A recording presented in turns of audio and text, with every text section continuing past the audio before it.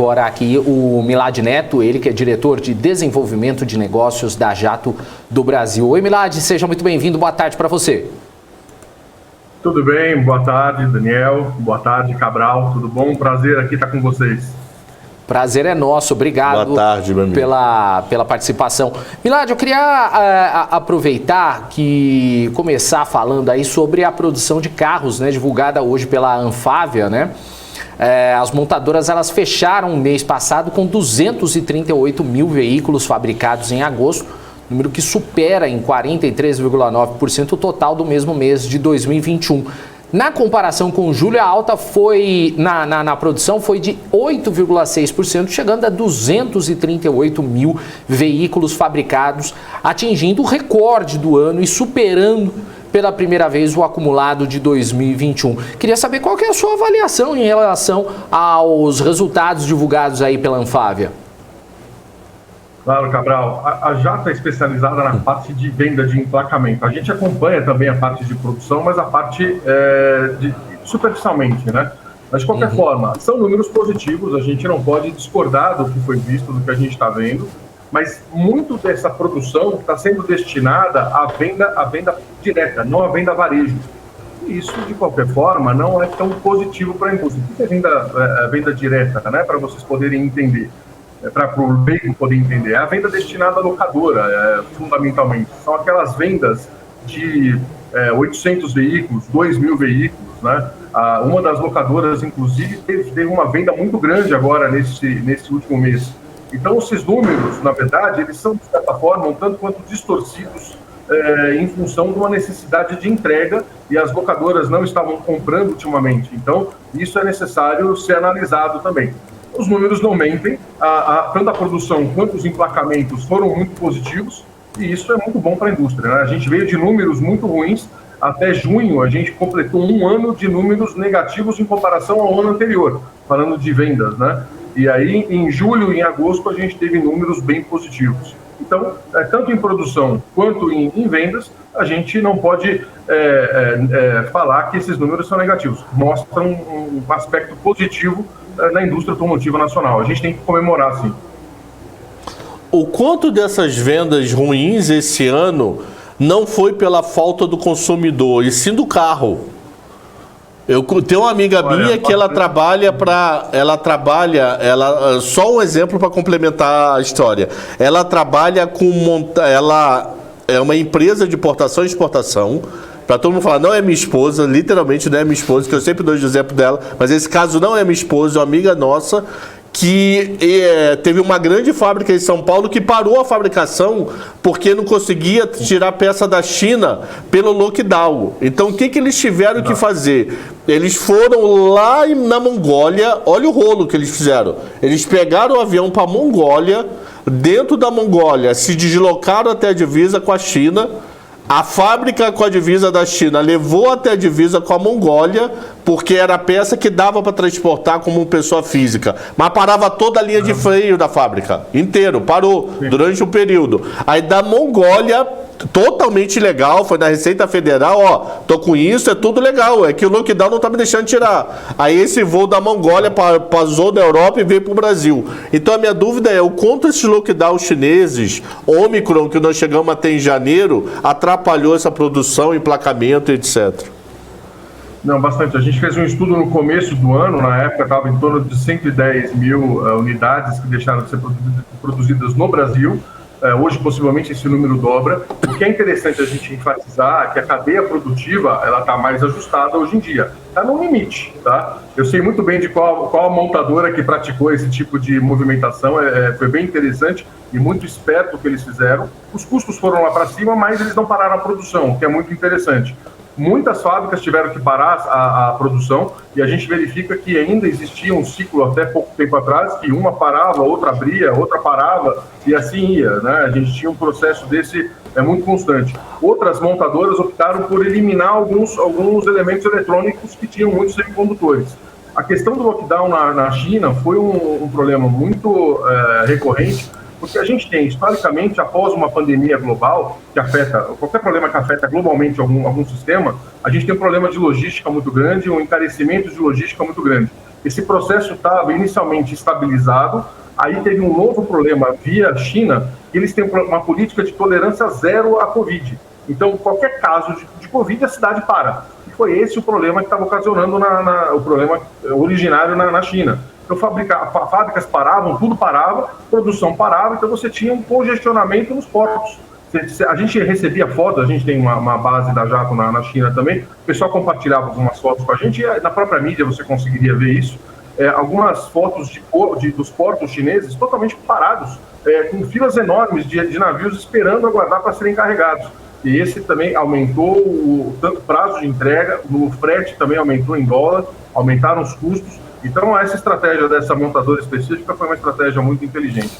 Agora, é importante enfatizar que a gente está no limite, a gente está regularizando, os carros estão indo no varejo, as vendas diretas subiram, né, de 52% no mês passado para 55% esse mês. Então, é um número que é bom a gente olhar com cuidado, porque teve venda positiva, novamente, acho que é importante a gente enfatizar esse número positivo, mas subiram também as vendas diretas num número suntuoso. Então, acho que é bom a gente continuar, a gente ver a qualidade dessas vendas daqui para o final do ano. Se persistirem essas vendas diretas, a qualidade... Por que não é bom venda direta? Acho que é bom também para o consumidor médio entender, para o ouvinte médio entender. Venda direta é a venda que para a montadora você dá um desconto maior, não é a venda praticada para o consumidor final. Porque que compra aquele um veículo só, que está negociando somente um veículo. Você vende em lote, você vende 100, 200, 1000 carros ao mesmo tempo. Então você tem que dar um desconto um pouco maior. Por que isso é ruim? Porque você está vendendo o mesmo produto num valor um pouco menor. Né? Então, acho que é isso. Só fazendo um panorama geral aí para conseguir explicar para vocês e especificamente para o ouvinte médio aí, para entender essa questão um pouco mais. Fechou. Legal, bacana. E a gente vê também que um dos problemas encontrados aí, que foi apontados também pela Anfávia, é com relação aos chips, né? Eles enfatizaram os chips que continuam em falta. Tanto que a Volkswagen, ela já tinha adiantado, diz que a falta desses componentes elétricos no ano que vem vai continuar a ser um problema para a produção de caminhões da empresa. Então, a gente deve continuar aí enfrentando problemas com relação aos chips, né? Sim, como eu enfatizei, a gente está muito no limite dessa regularização dos chips, né? Então, ontem mesmo a gente teve um evento muito grande do setor automotivo e eu até brinquei, qualquer espirro que a gente verificar com relação à questão dos semicondutores, né, a questão dos chips, vai afetar novamente a indústria. O que a gente verifica de forma muito, muito enfática? A Rússia e a Ucrânia são dois grandes produtores de matéria-prima a Rússia de gases para a produção de chips e a Ucrânia de matéria-prima para os semicondutores. Então, por mais que a gente tenha hoje uma produção regularizada, a gente não pode falar e afirmar que está estável, né? Acho que seria um pouco agressivo demais a gente falar que está tudo normalizado. Então, a gente tem que aguardar realmente os próximos passos. A produção está regularizada, mas não está com sobra, né? Então, acho que a gente tem que aguardar, de fato, o desenrolar aí dos próximos meses da guerra e do que vai acontecer nos próximos anos.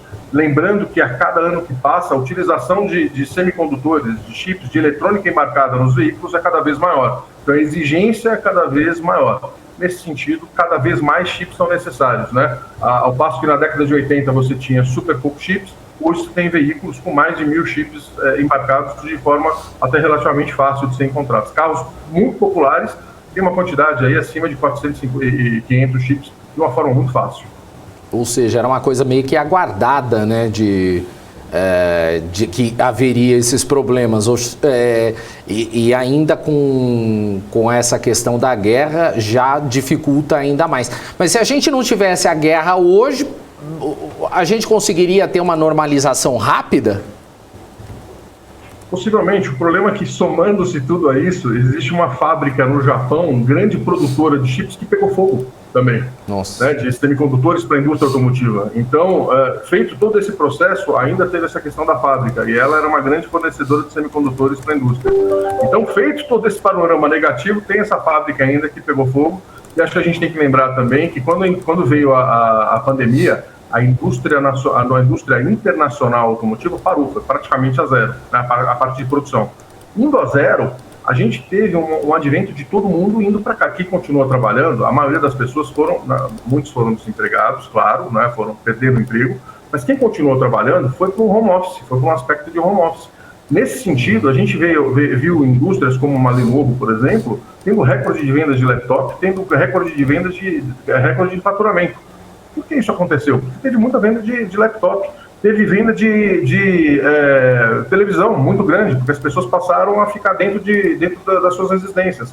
Então, nesse sentido, os semicondutores foram direcionados para essa indústria, porque pagavam melhor e porque estava tendo venda.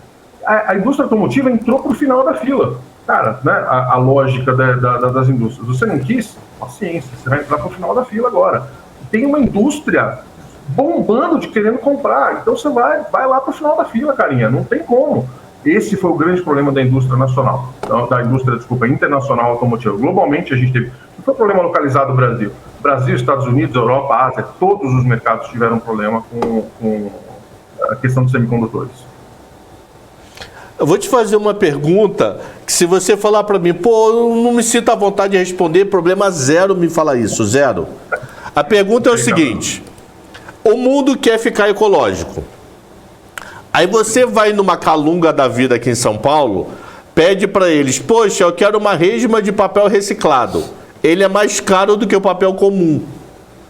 Aí você para pensar, bolsa ecologia, porque se eu comprar papel branco é mais barato do que o reciclado. Por que essa pergunta? Carro elétrico. Carro elétrico para resolver o problema do petróleo, para resolver o problema do mundo, mas é 150 mil um carro, maluco. Que eu não estou falando de carro top de linha de gasolina, estou falando de um carro normal, 150, carro top é 200 mil, 250.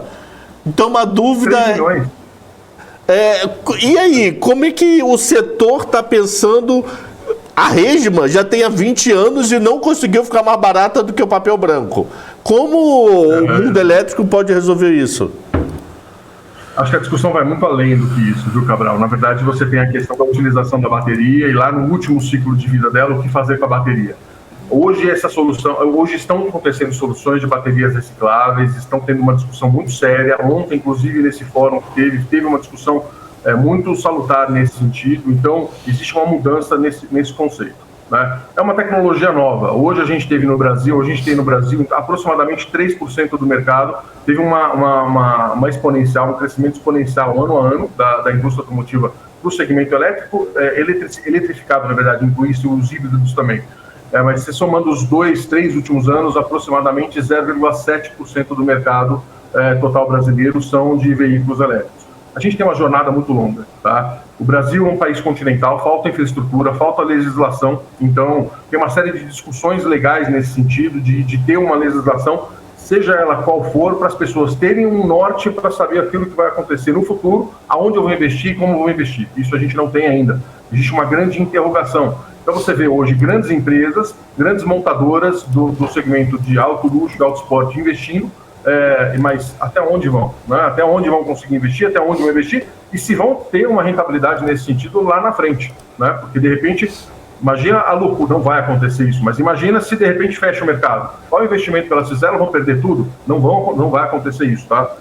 Mas só para vocês, só para a gente criar um cenário aqui de imaginação, o absurdo que poderia ocorrer. Então, vão perder todo o investimento que foi feito. Então a gente tem que pensar muito bem, tem que olhar um cenário de longo prazo do mercado brasileiro.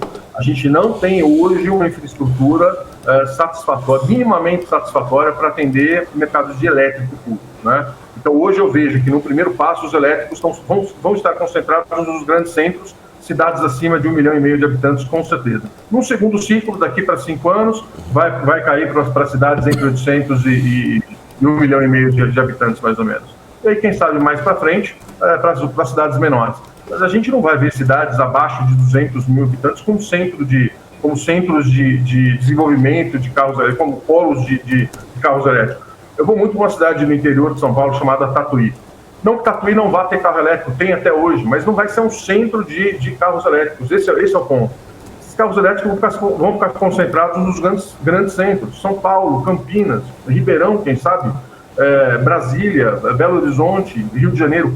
Olhando o Brasil com uma foto hoje, tá? A gente espera que mude isso. Então tem um caminho, tem uma margem de crescimento. Hoje a China vende 5,5 milhões, né, nesse mesmo cenário que a gente falou de 2 anos, vendeu 5,5 milhões de veículos elétricos. É o maior mercado de elétricos do mundo, as pessoas não sabem muito disso, representando 6,6% do mercado lá na China de elétricos, né, em cima da participação total de mercado. Então é um mercado enorme, a gente tem um potencial de crescimento, mas eu acho que é um potencial limitado, né? A gente tem uma série de outras questões aqui no mercado brasileiro para serem resolvidas antes de pensar puramente num veículo elétrico. Boa. Mais alguma questão? Eu não sei se eu respondi você, viu? Não, respondeu tudo. Respondeu exatamente isso que eu penso também. Porque, primeiro, tem que popularizar em grandes centros e baixar esse preço, pelo amor de Deus. E aí falta o investimento do governo, falta alguns tributos, falta ter um pensar legislativo por trás de tudo isso. A gente não tem absolutamente nada. O que a gente tem hoje aqui em São Paulo, por exemplo, são isenções de IPVA, de rodízio. É muito pouco perto do que essa indústria precisa, né? Então, aí tem uma série de discussões aí que acho que a gente passa aqui a tarde inteira discutindo sobre isso, e tem muita discussão, e tem muito amadorismo também legislativo nesse sentido, tem muito oportunismo, né? Ah, legal, carro elétrico é moda, deixa eu levar aqui uma proposta, mas você analisa um pouco a base, você vê que falta um pouco de conhecimento das pessoas, né, nesse sentido. Então, é uma discussão que vai levar algum tempo. Eu escutei alguma coisa que parece que vai ter alguma mudança na matriz energética, aí, na legislação energética nos próximos 2 anos, de uma forma um pouco mais séria. Então a gente imagina que vai ter uma atenção especial para a questão de infraestrutura automotiva na questão elétrica. Vamos ver, aguardar. Perfeito, é isso aí. Milad Neto, muito obrigado então pela